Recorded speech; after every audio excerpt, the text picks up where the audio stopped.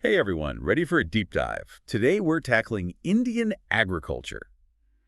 And let me tell you, we've got this dense report from the National Academy of Agricultural Sciences in India. It's a wild ride, to say the least. Yeah, it really captures the sector like in the middle of this huge transition. Totally. And this isn't just some niche thing, this has global implications. Yeah. But before we go big picture, let's zoom in for a sec. Absolutely. You got to realize, like, Indian agriculture, it's a cornerstone. Hmm. We're talking almost half of India's workforce, Oh. huge chunk of their economy. So this is about way more than just what we eat for dinner. Then it's people's livelihoods, right? Yeah. Economic stability, the whole picture. So what's the report actually saying? Is Indian agriculture killing it or struggling? Honestly, it's kind of both, which is what makes it so fascinating. They're seeing some impressive growth in their agricultural GVA, gross value added, essentially how much the sector's producing in economic terms. More money flowing around, that's got to be Yeah. good, right? On the surface, yeah. But here's where it gets interesting. While the total income for farm households is going up, the part coming from actually growing crops, like the classic image of farming, that's actually shrinking. Wait, so even if there's more money overall, the farmers who are sticking with the traditional crops are making less? Exactly. And that tells us something's changing big time. Indian agriculture, it's diversifying things like livestock, your dairy and meat production, and horticulture, that's fruits, veggies, flowers for our listeners. Those are booming, way more profitable for a lot of farmers now than just the basic crops. So like different parts of the system are on totally different paths. You've got these high growth areas, but then that traditional side is, I don't know, almost struggling to keep up. You got it. And this has these huge ripple effects, right? Like, how is India going to feed its huge GE population? What happens to all these rural communities? It's not just how Amy sees for food, but what kindy and who's benefiting. And that leads into this big theme.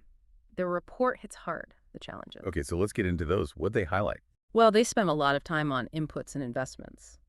Makes sense. Got to have the right stuff to grow the food in the first place. Exactly. And to understand the growth they have seen, got to look at how farmers are using things, right?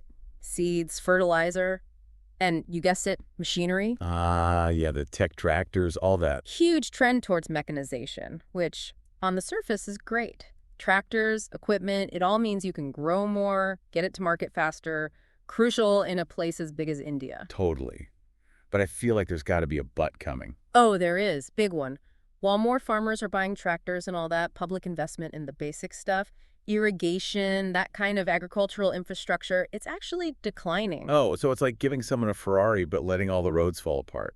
Doesn't matter how fancy your tools are if you can't use them. Perfect analogy. That lack of investment in the fundamentals, it's holding everything back, especially for smaller farms that need that government support. It's like this weird disconnect, right? Push for modernization, but not the support to make it work for everyone. You got it. And that disconnect gets even more obvious when you look at financial access, which is huge GE. The report really dives into it. Yeah, financial access makes sense. You need money to invest in those fancy tractors we were just talking about. Or to even, try new crops, right? Exactly. Credit, it's like the lifeline for farmers to adapt, innovate, really make their farms work.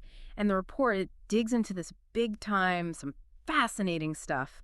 Like, get this, agricultural credit in India, it's actually grown lately. Huh. So that's good, right? More money for farmers. You'd think so, wouldn't you? But here's the thing. It's not getting to everyone.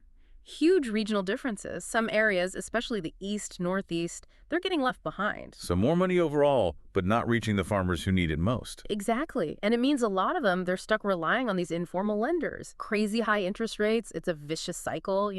That's rough. Yeah. It really shows, even when the numbers look good on paper, doesn't mean things are better for, the average person. 100%. And it's why got to look beyond the big picture, right? See what's happening in these different farming communities. Okay, so you've got this uneven credit situation.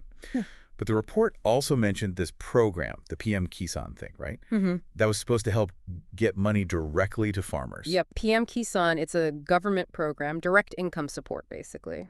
They've reached a ton of farmers, over 80 million with these direct payments. 80 million. Wow, that's a lot of people. So, success story then. It's not complicated. The scale is huge. Gotta give them that. But there have been hiccups, technical glitches, stuff like that. And then there's always the issue of making sure it reaches everyone, right? Remote farmers, ones without proper ID, it's tough. Yeah, even with the best intentions, actually making something that big work is a whole other challenge. Totally. It's this constant tweaking, adapting, trying to make sure the right people benefit. Yeah. But it does show how important this stuff is, you know? Government support, especially in agriculture, weather, markets, it's all so unpredictable. For sure. Makes you appreciate how complex it all is. Oh. But speaking of markets, what about the global picture? India's a big player now, right? Oh, absolutely.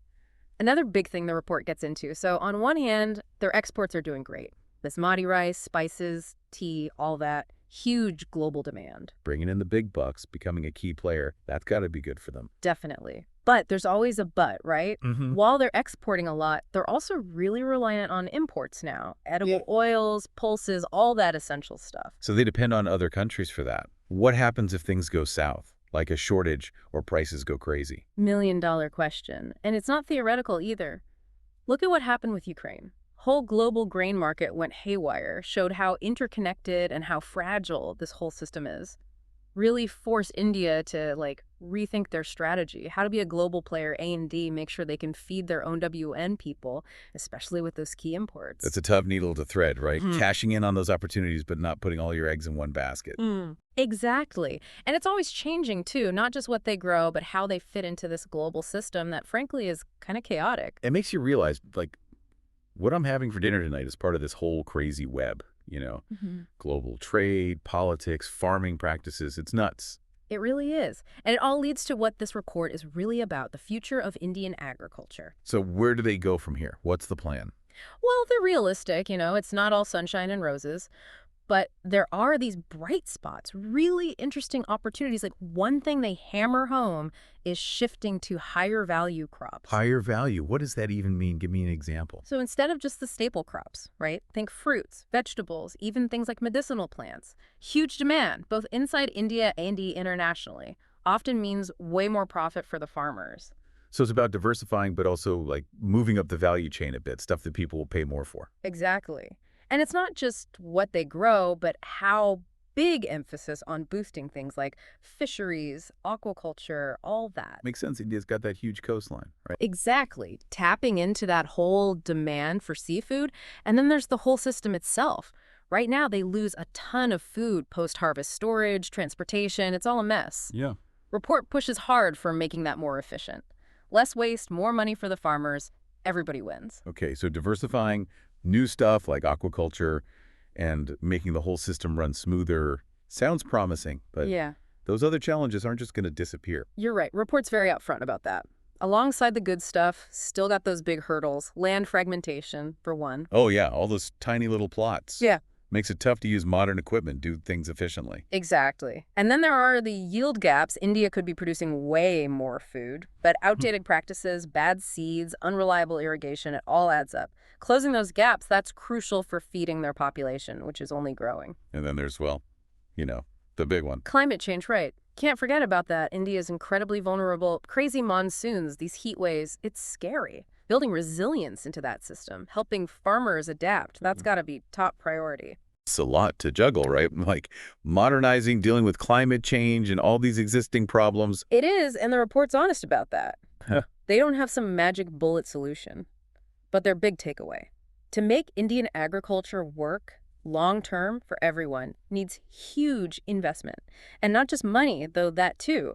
Research, education, giving those small farmers the tools to succeed, that's how it changes. So it's this multi-layered thing like infrastructure, technology, but also empowering people on the ground. You got it. And that's what I think is so powerful about this report. It's not just, here's the problems, good luck.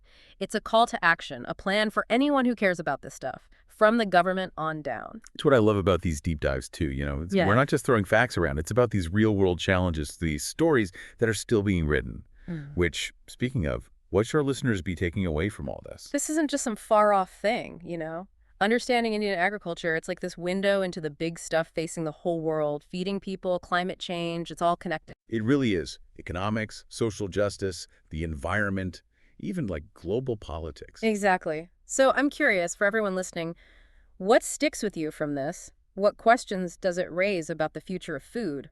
Not just in India, but everywhere. It's easy to get overwhelmed by the scale of it all. Yeah. But I also feel like there's hope. Yeah. Solutions are out there, but gotta act now. Treat it with the seriousness it deserves. 100%. And this is just the tip of the iceberg. We barely scratched the surface of this report. Mm. There's so much more to explore. Research, policies being debated, people doing amazing work on the ground. That's the best part. This deep dive, it's the start, not the end. Go down those rabbit holes, Curious about sustainable farming in India. Tech helping small farmers. Go learn about it. And remember, there's always more than one side to the story. Different perspectives, people with different experiences. Don't just take our word for it. Go see for yourself. That's what being a learner is all about, right? Always more to discover. Exactly. And on that note, one final thought to leave you with. We talked a lot about growing the food, but what about eating it? Dietary shifts in India, globally, how's that going to shape things? Whole other deep dive right there. Oh, good one. All right, everyone. Thanks for joining us on this journey into Indian agriculture. Until next time, stay curious.